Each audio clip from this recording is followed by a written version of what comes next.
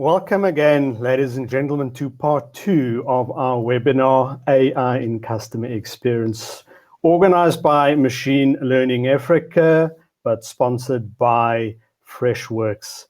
So I'm very excited, and we had an interesting conversation full of passion and laughter offline, because the next speaker has been very involved in my personal and professional life. Prof. Mornay Roberts-Lombard is Professor of Marketing, Head of Masters and PhD Studies at University of Johannesburg. I studied at the University of Johannesburg, and Prof was actually my master's dissertation co-sponsor. So our relationship goes back a long way. I'm proud to say that Prof is really one of those really passionate people about customer experience, and we've had tons of engagements and spoken together on stages, platforms like this over the last couple of years to try and bridge the gap between academia and practice in relation to customer experience. Prof is the head of the marketing department at UJ, the University of South Africa. His specialization is in relationship marketing and customer relationship management that some of us know as CRM. Prof holds a PhD in business management acquired from the Northwest University in South Africa, and he started the economic planning division of SAN Lab as a junior economist before moving into the academic sphere. Prof has been in academia for 28 years, including 14 at UJ specifically, where his roles include management, research, and curriculum development. The Prof has published articles internationally and locally. He has delivered numerous conference papers at international and South African conferences, supervised multiple, here's one of them, postgraduate dissertations and awards at international, and published numerous articles in industry journals. He has been nominated and won 4 academic paper international conference awards, and is the editor and participates in numerous international journals, including the South African academic publication that's accredited by SACWA, the South African Department of Higher Education. So Prof. Roberts-Lombard, excited to hear from you again. We can't wait to hear what you have to share with us on how AI is transforming customer experience. Thank you, Eldon. Thank you very much. And welcome to the audience. It's always nice to share some knowledge with people across the globe. And I'm most humbled to be able to do that from the most southern point of Africa here in South Africa. My topic today is looking slightly on how artificial intelligence is transforming the experience of the customer. And it is very important and quite introductory to say that customer experience is driven, by value perception ultimately. And research shows that 86% of buyers will pay more for a better experience. And that's what differentiates a business ultimately in terms of its competitive nature as well. By 2025, as many as 95% of all customer interactions will be through channels supported by artificial intelligence. And artificial intelligence, therefore, will reimagine the whole customer experience phenomenon, and ultimately will define how customer journeys will be developed and molded according to customer needs, blended with artificial intelligence over the next decade.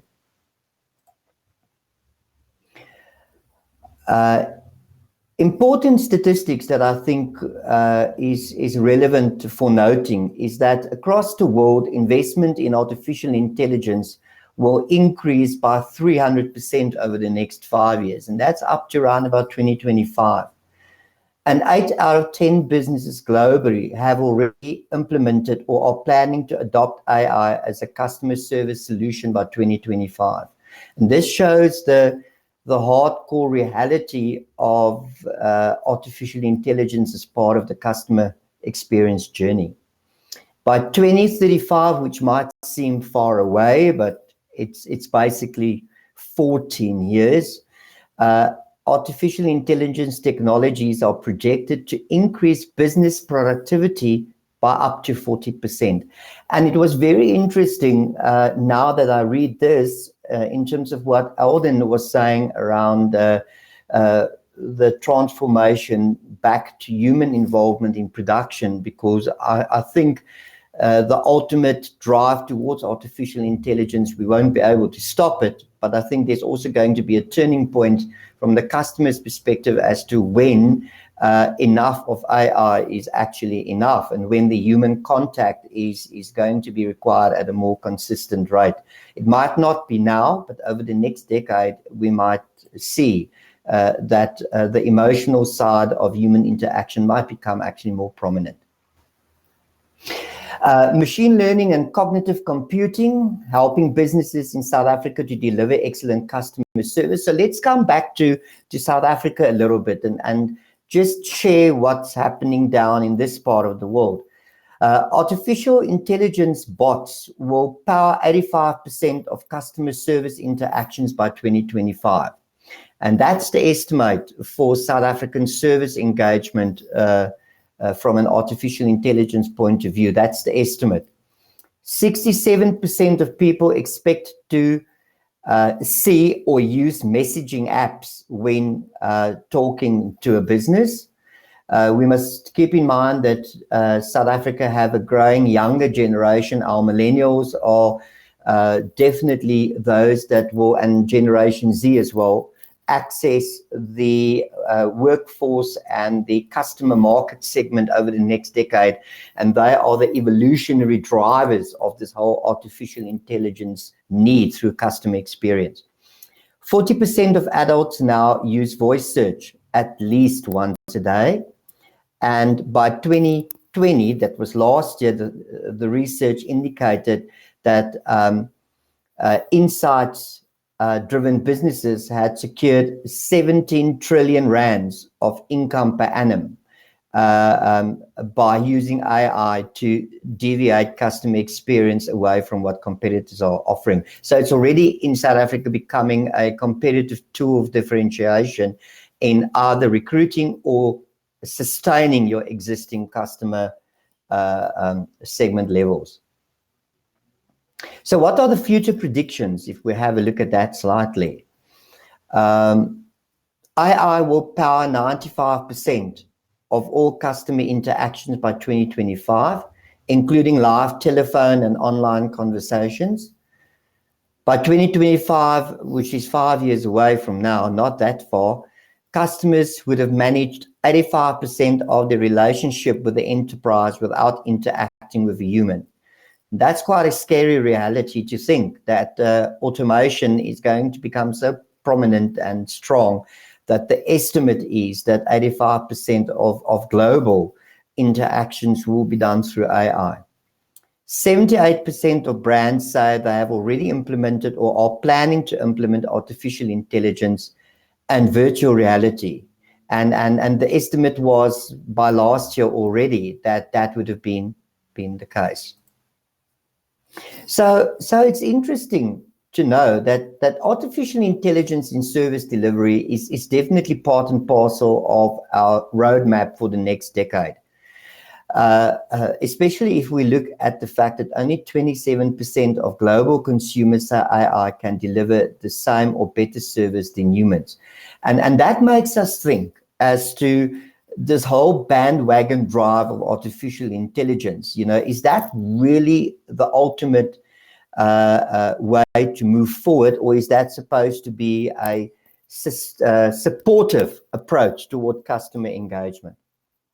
However, 38% say artificial intelligence will soon improve customer service. So it's still a small growing proportion of humans that are of the opinion that it is the ultimate God in terms of service delivery.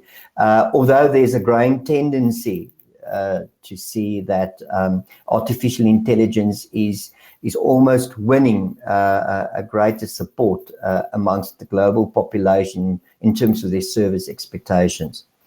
Interesting is that 43% of millennials would pay a premium for a hybrid human bot customer service, and that's something we also should keep in mind. And I've been really a big supporter of the hybrid approach instead of a singularity in terms of the service delivery approach, because research done in 2020, especially academic research in your services domain and your psychology domain, shows that there is a growing concern amongst consumers that the artificial intelligence element do not have the emotional capacity to understand the sensitivity around the service failure or the sensitivity around the frustration of trying to get a problem solved. That it's process, systematic driven, ultimately trying to find a processed solution, which does not necessarily touch onto the emotional side of what the consumer might be experiencing, engaging through a negative experience. So how is artificial intelligence transforming customer experience? As a question that you might be asking.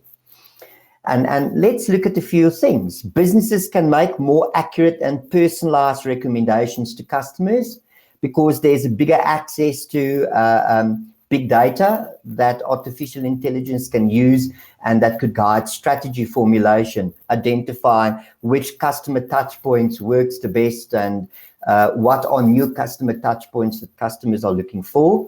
It could improve product recommendations. It could deliver around the clock customer support, which it already does. So it's really, artificial intelligence is really a mechanism that could drive an ongoing client service experience at any time of the day. But it shouldn't be the only form of client service engagement, because the hybrid approach is still quite relevant, and I think especially over the next decade will remain relevant, especially in emerging markets. So other ways that artificial intelligence can influence customer experience, it's through voice-enabled customer service, such as Amazon's Echo and Alexa, for example, or platforms that could be used for voice-enabled customer engagement. Customer insights can wonderfully be developed through artificial intelligence. You can streamline customer interactions because you've got this vast amount of digital information that artificial intelligence can use to improve customer service delivery. There's automated assistants like chatbots, as our previous presenter has rightfully acknowledged too. And there's also an improvement in the personalization of service delivery, because through artificial intelligence and big data, you can gather so much information and you could almost mold the service delivery towards a specific customer segment, or it could be individualized from a language point of view, or from a gender point of view, or from a specific income segment point of view. So how can we use artificial intelligence to transform it to the better? Let's have a look. Let's explore this a little bit. Improve customer experience with chatbots and AI-powered virtual assistants, which is currently actively being used and which will be expanded even more. The biggest impact artificial intelligence can have on customer experience is by making it automated, fast, and hassle-free. Chatbots, for example, are AI-based virtual conversation tools being used in various customer engagement scenarios. And this will effectively eliminate unnecessary delays, because there will be a 24-hour access to a chatbot that will be a front office, a first port of call to provide feedback on frequently asked questions or on critical issues that could be responded to through a quick and fast and efficient short response. With the help of artificial intelligence-powered virtual assistants, businesses can distribute content more effectively in various channels in order to cater to the right audience. So there could be a channel-specific type of service approach instead of a more broad approach. that one can refine through artificial intelligence. If you look at number 7, for example, Facebook Messenger bot helps shoppers find what they are looking for by engaging them in simple conversations. So it's not very advanced conversations. It's simple conversations that your AI get processed for to answer frequently asked questions and to be responsive, to almost have an expectation of the type of questions to be answered, to be asked. It can point out positive leads to sales by making sure that potential customers are targeted for the correct platforms, which will become much more important in terms of securing a fast and efficient service delivery. So if we look at predictive personalization, there are a few aspects that we can also look at. We can look at the effort and ability to predict the actions of users based on their previous behaviors. We can look at predictive personalization that will particularly come in handy for online shopping, where data collected from consumer behavior exhibited in online sessions is analyzed. And this is definitely becoming more prominent, especially with COVID-19, because in South Africa, the online buying channels have absolutely exploded. And the level of customer experience that has been put forward hasn't been expected to be delivered in the fashion in which it was delivered, because your retailers didn't expect this explosion in demand for the level of online buying that really COVID-19 brought to the fore.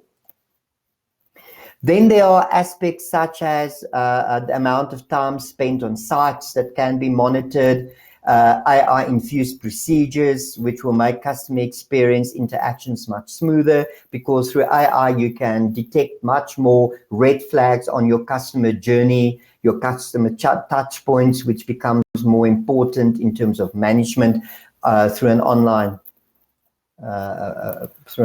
perspective. We can look at AI-enabled analytics for crucial customer insights. And what does this mean? There are quite a few points that one can have a look at. AI can play a critical role in providing companies with, for example, actionable insights by feeding intelligence into CFM, marketing automation, and other key operational tools. You can have an AI-enabled customer journey, especially considering that 51% of customers say the expectations of companies are now being influenced by AI, which is quite interesting to note. Visual engagement along with voice and text sentiment analysis will help companies gauge emotions and sentiments in different types of communications. We cannot ignore the emotions element. We are emotional beings, and AI is still engaging with us as emotional beings. So there's still a lot of debate around how the emotional aspect of humans can be aligned to the service delivery approach of artificial intelligence. So visual, voice, and text engagements, the AI-powered visual engagement technology analysis, facial expressions in face-to-face and video chat conversations will become much more important over the next decade, with AI having to explore more into that type of human realities when engaging with AI. And then with the help of these AI-based algorithms, companies can determine how to route communications and identify satisfaction. So it's not just about getting the journey sorted out. It's also about keeping your customers satisfied through each touch point of that journey, and that ultimately is where AI will be actively involved in monitoring and managing that journey process. To conclude, a dramatic shift in decision making is going to happen. The power of big data, AI, and machine learning has paved way for a decision making metric. It is also being felt that decisions cannot be made entirely on guts and intuition anymore. We know that. And the success of AI will be measured in more practical ways, like return on investment, new market opportunities, diseases cured, etc. These are all achievements that will be made through a paradigm shift in terms of decision making around the application of AI. So how is it applied to South Africa? I would like to just conclude with South Africa, because that's the country I live in. The South African automotive industry has developed several AI applications, from vehicle design to marketing and sales decision-making support, for example. The fact is, AI modeling and simulation provide a good grasp of changing consumer behavior, which is crucial to making the best marketing decisions in the short term and in the long term. Businesses are experimenting with a range of different technologies, including chatbots, robotic process automation, and advanced analytics. And 67% of South African organizations pinpointed machine learning as the AI technology most useful to them, followed by smart robotics and biometrics. And in conclusion, artificial intelligence is there to stay, as its future possibilities are insurmountable. Businesses have understood that AI-driven customer journey analytics will be their most fundamental requirement to deliver high-impact customer experience rapidly and effectively. And this specifically will be done through a blended approach, not just AI on its own. And with that, my colleagues and friends, I say thank you for the opportunity to present to you and highlight a few ideas around how AI can touch base with customer experience. Thank you, Prof. We're going to invite the attendees to fire a few questions in very quickly, but I had one or two of my own. If you don't mind just going back to the previous slide, Prof. I'm quite interested in this whole decision-making metric and AI-driven customer journey. The one forward, please, Prof. Okay. Customer journey analytics. And I think just also Eldon, you said this one? One forward, Prof, please. It doesn't really matter, but that doesn't really matter. Anyway, so, decision-making metric, because what you measure gets done, of course, right? And customer journey analytics linking to predictive personalization. One of the things that I've been thinking of listening to you now, for me, the implementation of AI directly at me has been problematic. And I would love to hear what people think about the maturity in that regard. But using journey analytics the way Amazon does, where I, for example, understand that at any given moment, they're running hundreds of thousands of experiments on the Amazon landing page to test for you, to test for me, for this person, that product placed here, that price, whatever. I think that is useful more in the back end in order to guide the business internally. But I'm finding that AI is not mature in satisfying me in my engagements on customer touch points. And I wondered if you had an opinion about that, Prof, whether you see the same kind of trend or whether you feel differently about it. Yeah. Well, Eldon, research that was done in the academic fraternity globally has indicated that 2020 has become a threshold for consumer resistance. And what I mean by that is that doesn't mean artificial intelligence doesn't get embraced.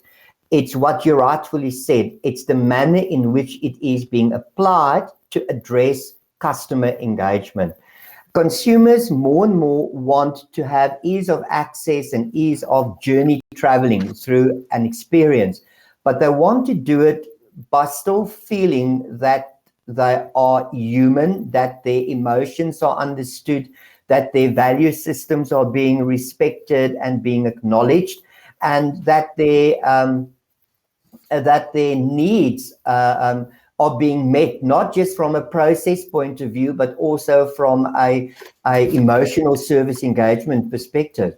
And I think if you look at what Amazon has achieved, I mean, they've now opened up their Africa head office in Cape Town, and they're starting off in a way where their whole consumer research is driven around the local needs of consumers and not duplicating their European, Asian, or North American strategies into a local domestic market. And then they blend that big data research that they get in and the qualitative research that they get in through the emotional engagement that people reflect on with experiences with Amazon. They build into their customer experience strategies that they implement or want to implement then on local soil. And then that's why their customer strategies are much more human and much more exciting in their engagement. Banks have faltered, I think, sadly, by using artificial intelligence more as a strategizing tool to recruit new markets rather than a developmental tool to manage existing customer segments through the different customer journey touch points. And that's why if we talk about the chatbot, it is there to provide a quick, fast solution to a critical issue or to have a 24-hour service engagement. But it's not there to drive a human interaction on the basis of understanding emotional engagement. And that element will still take a very long time before artificial intelligence addresses that successfully. And that's why you are irritated yourself, because of the fact that it hasn't achieved that yet. Okay, thank you. I think we're a special kind of animal because we've spent so many years working in custom experience within the industry. So let's just look Eldon, at a couple if I can just say also quickly, remember you also deal with a multicultural group of people. Your customer experience needs in Asia is not what it is in South Africa. And in South Africa, you also sit with different income groups, different socio-economic groups, which to a certain extent also have certain expectations. That you must also keep in mind. Yeah. I've heard that a lot. I've heard that South Africa is an interesting country to do research in because we are so diverse. Thank you, Prof. You may unshare your slides because we're going to start preparing now for the Q&A session. But let's just see what people have said. Geoffrey, I like to point that AI is not replacing humans, but rather freeing them to deal with more complex matters. So I think this was probably during Ashwin's presentation that you said this, Geoffrey. But why are you saying that? I'm actually quite keen. Is it from an emotional point of view? Is it from a personal employment security point of view? Why are you saying that, Geoffrey? I'm quite keen if you could unpack that a little bit for us more, because we know we all know we can't stop progress, but there is an impact to us as well. Anthony Oniala, I hope I'm pronouncing that correctly, joining us from Kenya. So welcome, my African brother. In connection to what one of the attendees have asked, the good Prof from UJ, I know some of the things that you people consider as likely ethical dilemmas that Freddie is likely to experience and how Freddie will make choice. I wonder, Anthony, that is quite an involved topic, ethical dilemmas. If we answer that now, I think we are really going to lose time on the event today. I think it's a wonderful question. Ethical dilemmas. In South Africa now, we've got the POPI Act, the Protection of Personal Information Act, that has gone live, promulgated and gone live a couple of weeks ago. You've got GDPR internationally. You've got all of these online companies, Google, Facebook, Twitter, and so on, who, and I believe this, if you're not paying for the product, you are the product. So what are all of those considerations around ethics that need to be considered? And I actually think that maybe we should have another webinar on that. So if you're listening, Zanzela, maybe we can explore that topic and ethics in AI. So sorry that we're not going to be able to answer you, Anthony, but I think your point is very, very important. Lavina Ramkisoon, I'm so sorry if I'm butchering your surname, but it's my straight tongue. Excellent topic on ethical effects. I love to hear more about this area. We have lots go wrong in this space, ethically speaking. So another comment around ethics as a theme. Kialo Masioka, analytics lead at Dago Research. Welcome, nice to have you. It is a fact that machines outperform humans when it comes to performing extremely bulky and engaging tasks like CX. Computers do not get tired like we humans do, and I'm a strong advocate for AI applications that bring speed and efficiency. So, Carlo, I'd love to engage with you on this. I think as a CX professional, I might differ with you a little bit because I believe not in consistency. This is my personal belief, and it's in my dissertation that Prof and I worked on. I don't believe in consistency. I believe in a concept of contextual relevance.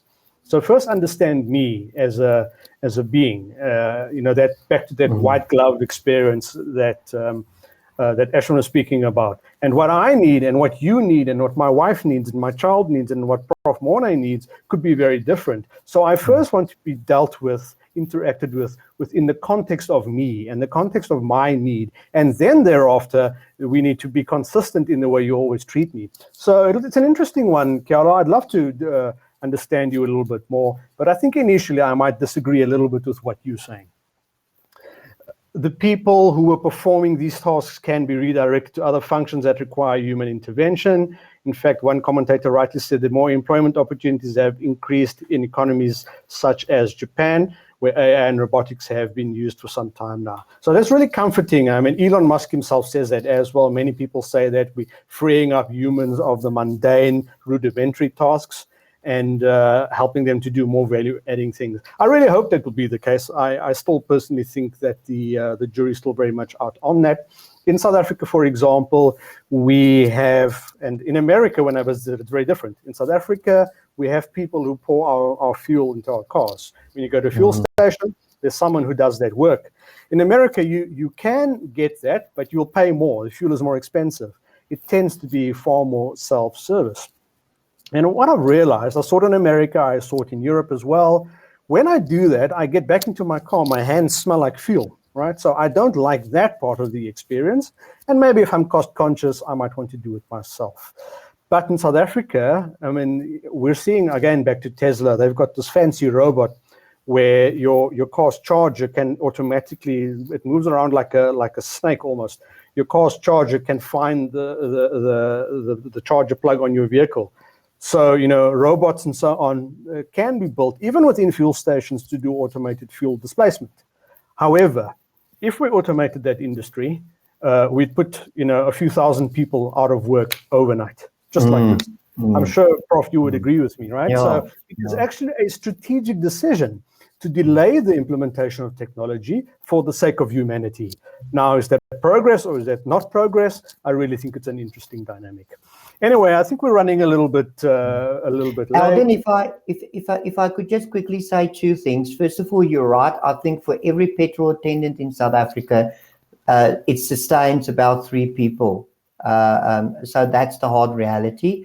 And secondly, I had a very good chat with a colleague of mine many moons ago when I was still teaching at Stellenbosch University. And he said to me that the whole value drive is now away from making the value for the customer. It's now the customer defining the value for the business. So the whole customer, like you said, the whole feeling that the customer is going to get when engaging with a brand is going to become more important than the actual service or product being delivered. I actually want to follow up on that as part of our first question. But as we move on to Q&A, I would like to welcome Venkat into the conversation. Venkat is also with Freshworks. Welcome, my friend. We've been doing a couple of these now, so it's good to see you again. Thank you. He's the regional lead of Africa and the Middle East at Freshworks, Inc. So first question I'd like to ask is, and I'm going to go with you first, Prof. How do we see digital adoption with respect to customer engagement? First, give me your definition of customer engagement.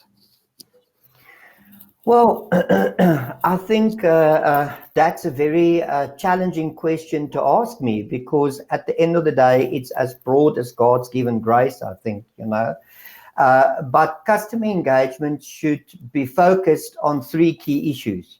It should be focused on efficiency, it should be focused on acknowledgement, and it should be focused on experience. And if those 3 things are in place, then I think, your whole engagement process will be successful. And all 3 of those principles can be built around artificial intelligence, and it can be built around human engagement. Thank you very much. Question in its entirety, if you don't mind, Venkat. How do we see digital adoption with respect to customer engagement? Yeah, I just take a cue from Professor from what he had mentioned. So the digital adoption, what we are looking at, if you look at a couple of reports done by consulting companies, they call out there would be an at least not less than about 73% of digital adoption, which is expected by end of 2022. And of course, the pandemic also forced such an adoption rate. On the other side, I go with Professor's point. Out of 8 out of 10 businesses, wherein they would like to adopt to AI by end of 2025. I mean, with all these research view, it's a clear ball game that in about 4 years down the line, of course, we are going to see at least not as in about 80% of the companies getting adopted digital and of course artificial intelligence and machine learning.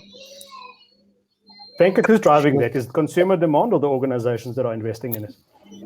Yeah, it's both the way, right? I mean, as a customer, of course, my intention is to get my queries resolved. And as Ashwin pointed out, in about 8 seconds, of course, the customer mindset changes. And of course, as you pointed out, of course, everybody's expectation is different, be it myself or Professor or Mr. Eldon. Of course, our expectations are different, right? When that is going to be the case, the customers forces the company to go for a digital adoption. And you may not expect customer to come in one way of a traffic, right? Maybe be it a social media or be it a mail exchanges or be it a call. You may not expect a customer to come on a voice call or in person to the store. And they will have a number of options. And they would expect a kind of a reactive response or I mean, I would say, proactive response from the company calling out the moment I raise a query, of course, irrespective of the channel that should get addressed. And that is where the omni-channel and other basic technical things are coming into picture. Venkat, tell me, how do you differentiate between that response and resolution? And So- you can answer it specifically from a Freshworks perspective. Sure. The response is normally a customer expects within fractions the moment they raise. They just look for an acknowledgement, at least on the query what they raise for. But the resolution come in a different ballgame wherein they look forward to have a solution on the queries what they raise it across. And they may not mind, say, for example, as a customer, I would raise my first level of query through an Instagram or a Facebook. Okay. And the follow through can come over a voice call. And end of the day, I would expect the company to synchronize both the platform and come with a single resolution which would address my query. Okay. And that is going to be the case. The companies Freshworks, wherein we get into a platform wherein we take the different channel and just integrate all those things together as an omni-channel, and we give us a one solution to the customer. That's when Freshworks come into picture. Prof, is there an academic/scientific perspective on this? Difference between customer response and resolution, and maybe a little bit about what you believe customers would expect. I think customer response is where the efficiency of technology comes in. That's where you want to get a quick and fast and efficient access, an application or a website or some form of technology, a chatbot that could actually engage with you around issues that are easy to address. But the resolution is where the service failure element comes in. And that service failure element has driven already a negative emotional experience. And that negative emotional experience is enhanced by any forward interaction that the human have with any platform or any people engagement that follows that negative service failure experience. And that's why that part to me remains critically important through human interaction, because robotics is systematic processing in terms of solution finding, whereas human interaction drives an emotional understanding of a service failure experience. Now, that element would need to be more successfully integrated into artificial intelligence. I have no doubt it will. I have no doubt. We most probably will see in 10 years what we wouldn't believe is possible today. But academically, the research that we do critically illustrate a movement towards frustration with a technological system and a lack of understanding of human emotion in addressing the process that is being supported or put forward by the automated system. So like you say, the heart is not there, but the processing to a solution is there, and that leaves an emptiness, a void. That's why I said here, customer engagement should be a blended approach. The personalization of services can be secured through big data, but still through people engagement. Absolutely. Thank you very much. Thank you. Yeah. So I mean, one of my nightmares is, waking up and looking out of my window and there's an automated machine running and it's destroying everything in its path and no one can push the power button, So from a AI point of view, from a machine point of view, it's doing exactly what it was designed to do, but it doesn't have the empathy and the cognitive ability to say, well, actually the context now has changed. I need to stop. And that's where you need the human to come in. So machines are very good at executing on the critical ideal path. As soon as something goes wrong, I think we're not quite there yet in our maturity in order to address that. Eldon, can I just give you an example? There are two big hotel chains in Cape Town and in Johannesburg. They've already in 2020 initiated robotic service delivery. So it's drinks and it's food and it's those type of things that gets delivered to your hotel room. But there is a client service manager that is engaging with clients whenever the delivery is at fault. So the service failure is captured by the human engagement. It's not captured by the AI delivery system, if you understand what I mean. So if there's any anger, any irritation, there's still a human that will solve that problem.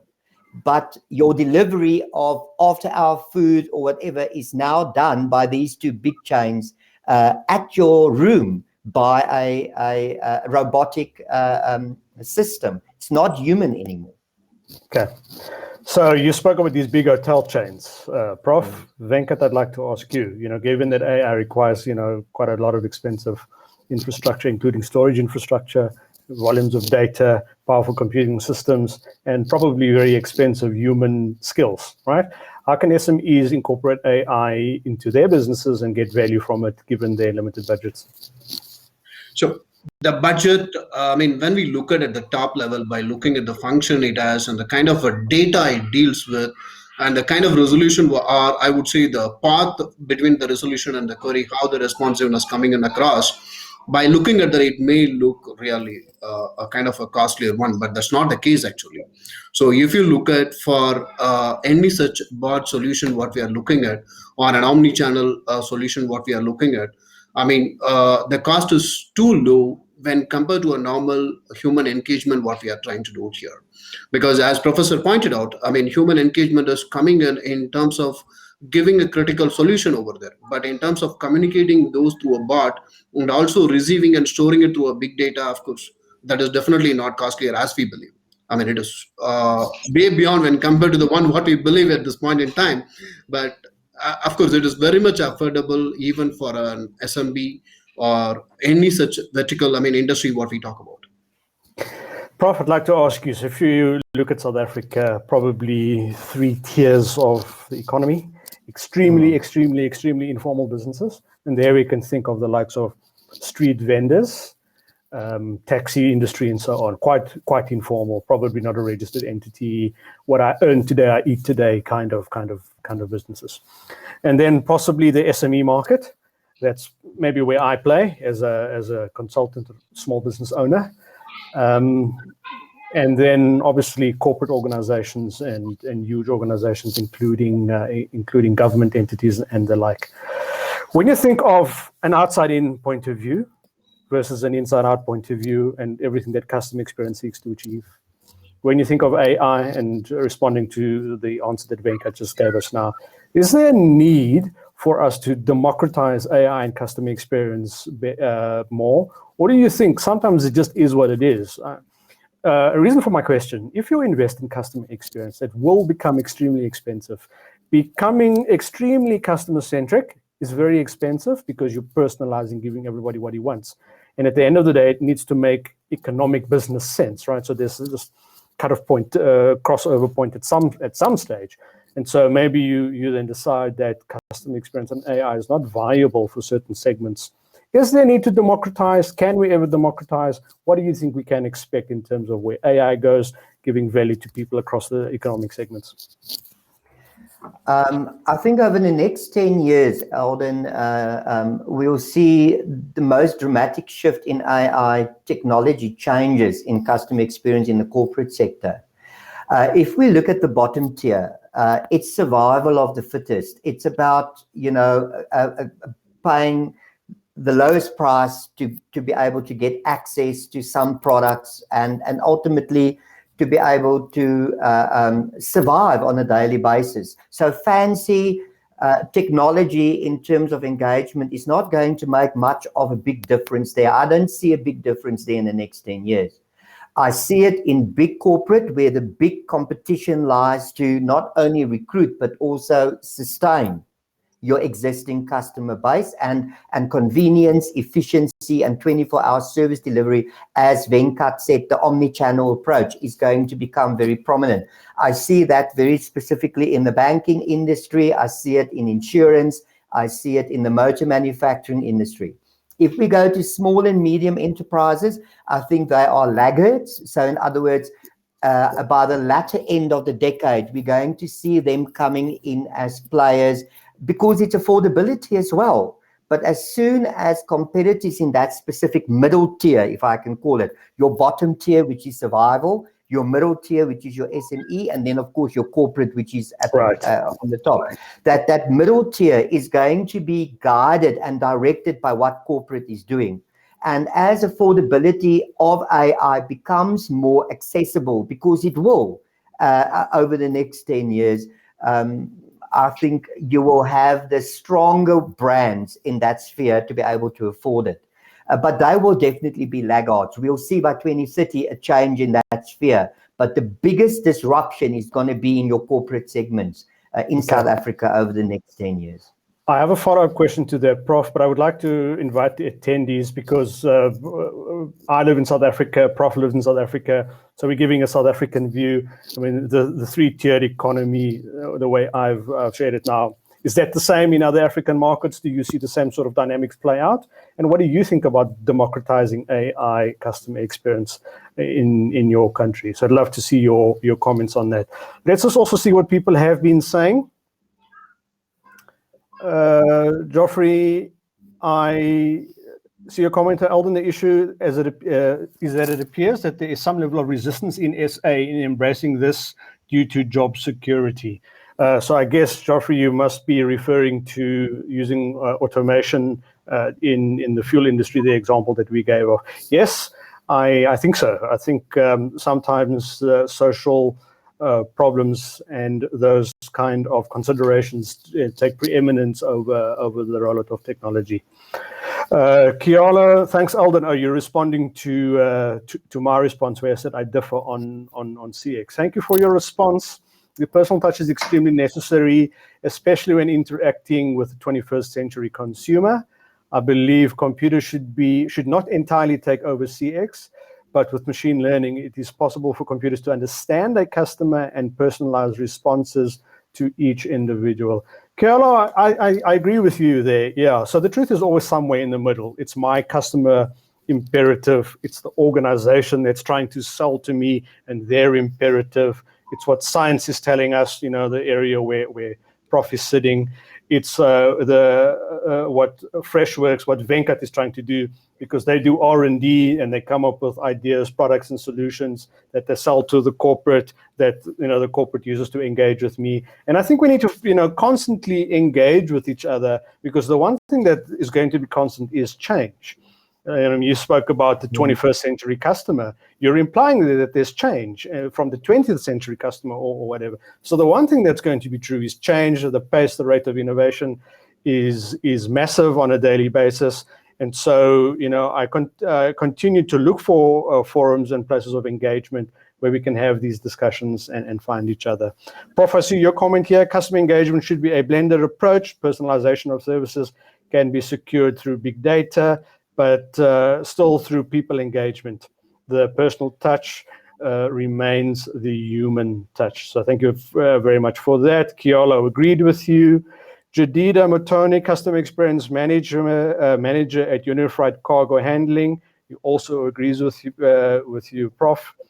Those are the comments that so far have come in, ladies and gents. We are really at the end of our time together, but there's so much more engaging conversation that we can have and we should have. I definitely think that we should come back and revisit the whole ethics in AI, ethics and CX conversation.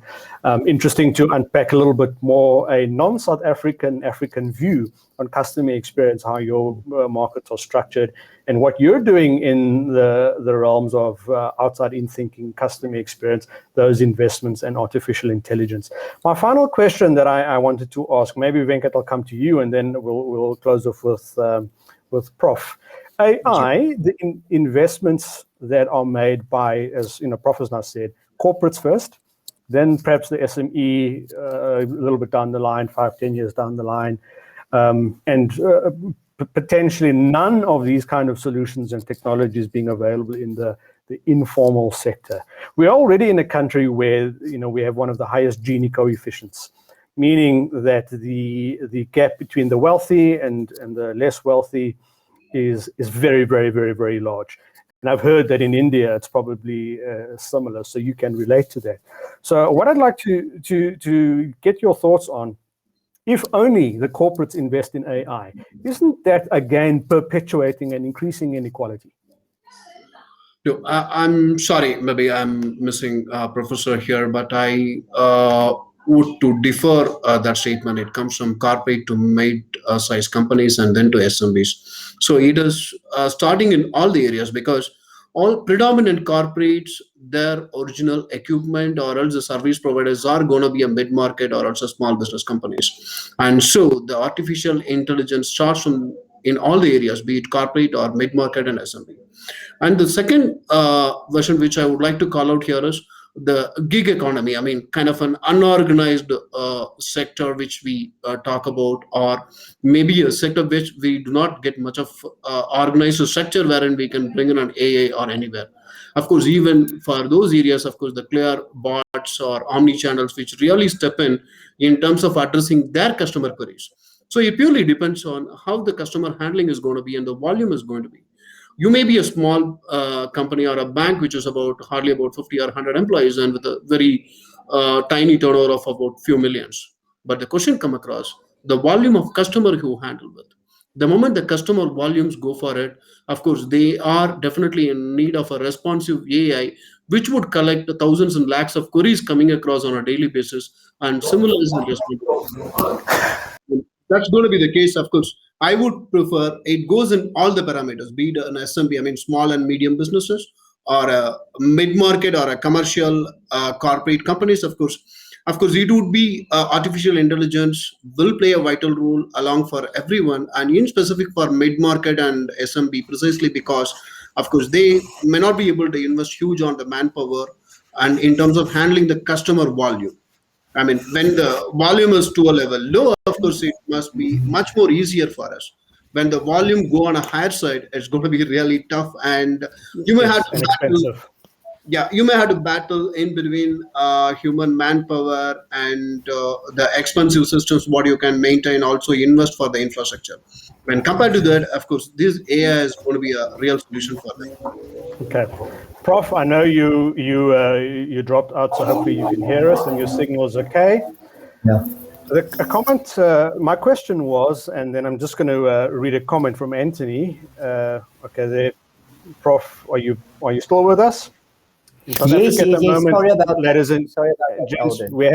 we have power issues that have crept up in the last week, so it's not unexpected that sometimes people drop out of meetings.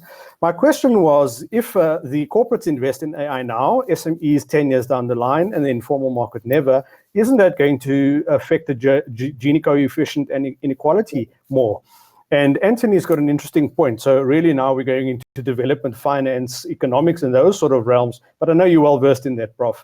Just your opinion on whether or not those inequalities will be perpetuated and strengthened by, you know, the rich getting richer because they're able to invest in futuristic technologies. The comment from Anthony, and then you can answer.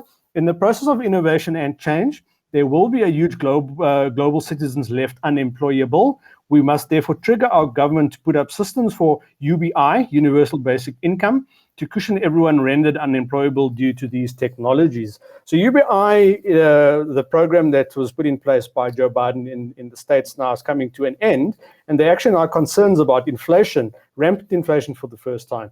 So it's an interesting comment, but what are your thoughts, Prof, UBI, inequality, and the standard way of doing business? Eldon, I want to start by saying, you know, we as humans are resilient. If we really look at the last 3 decades in South Africa, and we look at the fact that we've had all these global, you know, we've opened up our markets. I mean, we've had global brands coming in. We've had big corporate companies, you know, actually smothering and killing off small businesses. And yet people are still surviving. We've got an informal trade that's active and prominent. I'm not saying they've got the best standard of living, but at least they are able to sustain a living. So yes, on the one hand, we are resilient. We will be able to survive. Yes, we most probably will have an impact and an influence on inequality. But no, I don't think that we will ever shut down human endeavor, because I think people will find ways of building around, you know, having in smaller communities, in informal communities, you know, the spaza shop concept will remain. The cultural element, the African cultural element of people engagement, where people want to, you know, talk to each other and they want to have a chat, and that will be the differentiating factor in making a decision around buying corporate or not. Let me give you an example. I had an option to link onto Discovery Bank, or I had an option to remain with my existing bank, and I'm with Nedbank, and I'm very proud to say it. And the core reason why I decided to remain with Nedbank is not because of excellent service delivery. It's because of the fact that I've got a personal banker that I can personally relate to, and I can phone anytime I want, and there's a human that can engage with me around my issues. With Discovery Bank, you are engaging automated throughout, and that's not working for me. So you're gonna have that personal touch requirement as a non-negotiable until the day we die. Whether it's going to be 90% of service delivery or whether it's going to be 10%, that you will decide as a human being. But the need will still be there. People will survive, small businesses will survive, their growth will be hampered, but their existence will never be executed. That I can promise you. Okay. Well, I think let's end it there. Prof, it's very nice to see you as always. Venkat, lovely to be doing this with you again, and I hope we do many more in the future. Ladies and gents from across Africa, from across the globe, super pleased that you spent some time with us today, and we look forward to engaging with you a little bit more. We've been in the AI and Customer Experience webinar brought to us by Machine Learning Africa and sponsored by Freshworks. Remember, Freshworks Inc. is the parent company behind the suite of products which include Freshdesk, Fresh Service, Fresh Sales, Fresh Caller, Fresh Team, Fresh Chat, and Fresh Marketer. So it's everything that you need in your business in order to be able to run customer experience. These products are designed to work together to increase collaboration, as well as engagement that we spoke about today, as well as help teams better connect and communicate with their customers and with their co-workers. Thank you so much for being with us. Look forward to seeing you again in the next couple of weeks when hopefully we do one of these again. I'm just going to part with a very naughty little thought.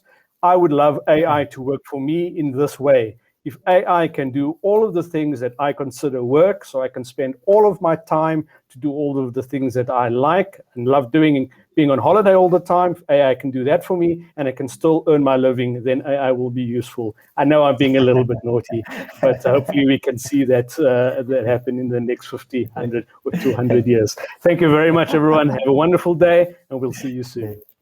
Sure. Bye-bye. Thank you. Bye-bye.